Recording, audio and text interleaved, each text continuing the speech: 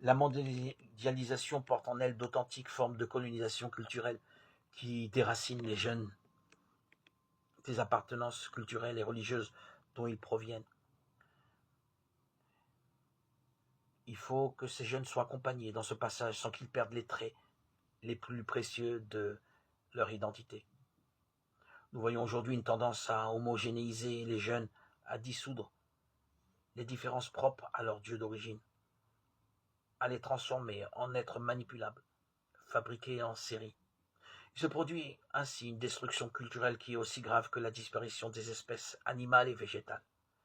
C'est pourquoi, dans un message aux jeunes indigènes réunis à Panama, il était signalé qu'il faut assumer leurs racines, parce que c'est des racines que vient la force, qui nous fait grandir, fleurir, porter des fruits. Vous ne serez pas jugé par le nombre de fois où vous êtes allé à vos assemblées, à vos églises, à vos paroisses, dans votre communauté. Cela peut être assez compliqué car c'est exactement ce que prêche une grande partie des églises de nos jours. Pour de nombreux leaders spirituels, ce qui compte c'est que vous alliez à l'église, que vous chantiez quelques louanges, écoutez la prédication, donniez votre dîme et votre offrande, puis rentriez chez vous.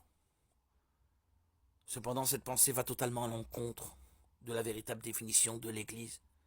Lorsque Jésus s'approcha de Pierre et lui dit qu'il construirait son église sur lui, le Christ faisait référence aux personnes pour lesquelles il avait donné sa vie pour les sauver. Cela n'avait rien à voir avec les temples ou les dénominations religieuses. L'Église a toujours été celle qui a servi et suivi Jésus, obéissant à ses commandements, jour après jour, indépendamment des circonstances. Par conséquent, vous ne serez pas jugé par le nombre de cultes auxquels vous avez participé, mais vous serez jugé par la manière dont vous avez suivi les enseignements du Christ pendant le temps que vous avez vécu sur cette terre. Vous serez jugé par la façon dont vous avez développé vos dons et talents. Lorsque les disciples ont demandé à Jésus sur la fin des temps et le jour du jugement, le maître a saisi cette occasion pour raconter la parabole des talents. Dans cette histoire, un homme part pour un long voyage et donne à 3 de ses serviteurs 3 sommes différentes d'argent.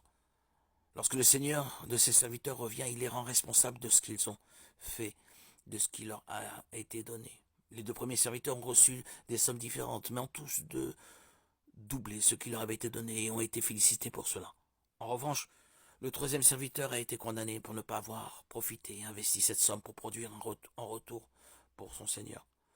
Beaucoup de gens viennent à l'église, se lamentent de ne pas avoir un don de Dieu ou un talent spécial. Ils sont tristes parce qu'ils considèrent qu'ils ne font pas partie du ministère de louange, parce qu'ils ne sont pas de bons prédicateurs, parce qu'ils ne peuvent pas prier en langue, avoir des rêves prophétiques ou toute autre chose. Que ce frère ou cette sœur de l'église, de l'assemblée où il se trouve, se disent que ils ne doivent pas oublier que chacun d'entre nous reçoit différents types de dons et qu'ils ne seront pas comparés à personne. Peu importe si vous avez reçu 5, 2 ou seulement un talent, l'important est ce que vous en faites. Par conséquent, mon cher frère, ma chère sœur, développez le potentiel que Dieu a mis dans votre vie. Demandez à l'Esprit Saint de vous aider à trouver ce que le Seigneur vous a confié de spécial et faites en sorte que cela porte des fruits pour son royaume, car c'est cela que le Seigneur demandera. Il demandera des comptes en ce jour, en ce grand jour, par rapport à ce que vous êtes vous et pas votre voisin,